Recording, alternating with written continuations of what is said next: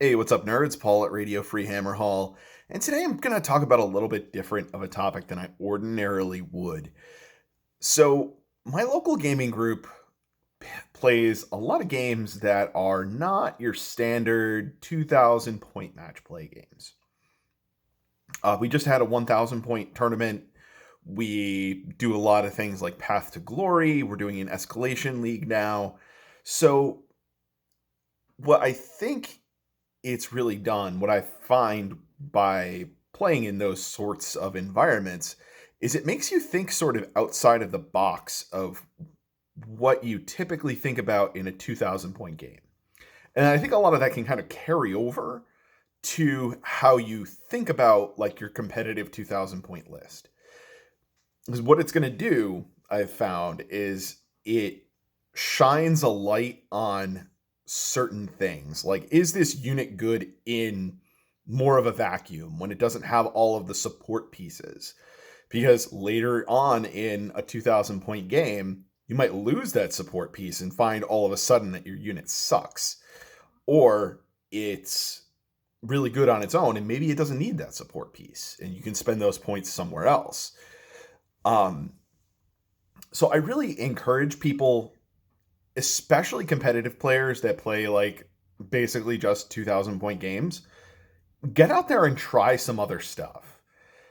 Even if, simple idea for you, if you're going to play a 2,000 point game, instead of building your list, roll the dice for your list off of your Path to Glory chart and just fill the list up that way out of basically random units, and just keep rolling until you hit 2,000 points and see what the army does. Because a lot of times it's going to be different than you think it is. And it's going to force you to think about your units in a different way. For some players, this is just not possible for one of two reasons.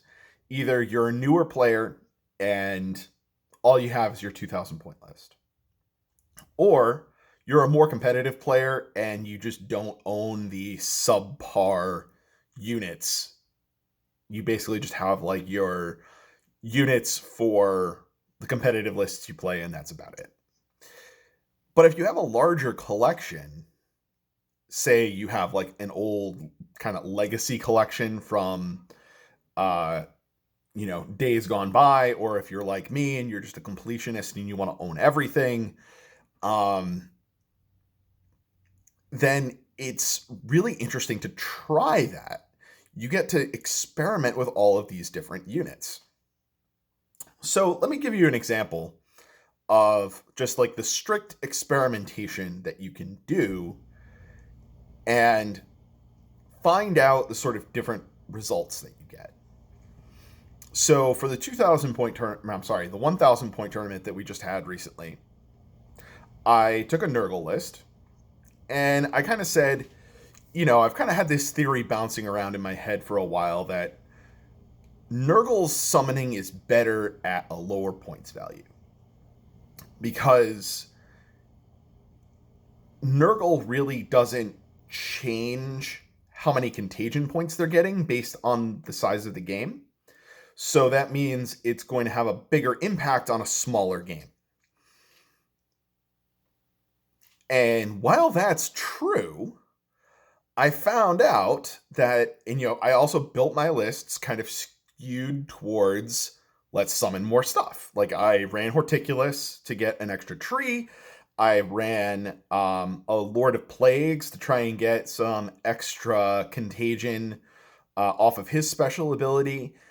And I ran Puscoil Blightlords just because I like the unit and I wanted to see how well it performed in an environment where it wasn't really getting buffed.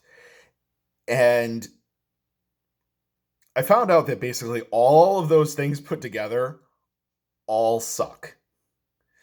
Now, like, even at a lower point level, like, you're not getting that outsized impact of Nurgle summoning because Nurgle summoning is just that bad.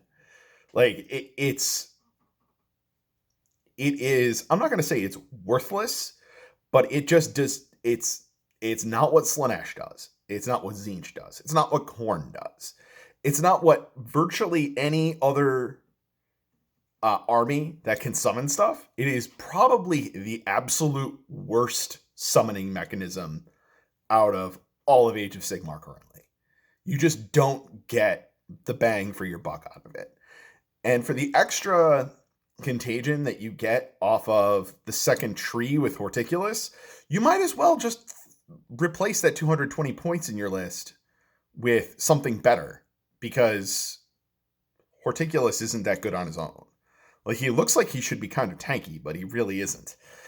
I found that my Puscoil Blight Lords, like, they're good when you buff them up with a bunch of stuff. But on their own, they're kind of tanky, but they don't punch very hard. Even in a unit of 4. Like, they're just not... They're hitting well below their weight class. So, it was just an experimentation. I mean, personally, I'm not really that enthused about, like, a 1,000 point tournament. So I'm like, screw it. I'll just experiment with things.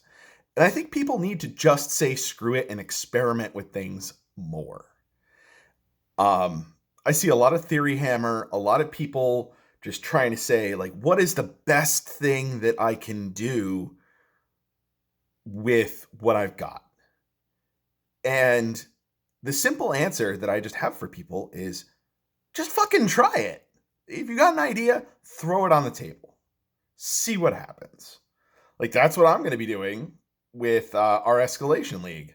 Just going to see, I'm just going to try some stuff. See what happens. I'm going to be playing Nurgle again because Nurgle is just fun for me. And I've got a lot of, like, hobby work that I want to do on my Free Guild army, and my Skaven, I'm just a little bit, I don't know. I'm a little bit off on Skaven at the moment. So, Nurgle it is. And we'll see what happens. But I think you can really learn a lot from forcing yourself outside of the usual box that you put yourself in. If you're in that competitive 2,000 point box all the time and always thinking that way, you might be completely missing some things. You might miss a combo that's really good. You might miss a unit that's just really good without support that you just, like, weren't thinking of because you were thinking about power pairs all the time.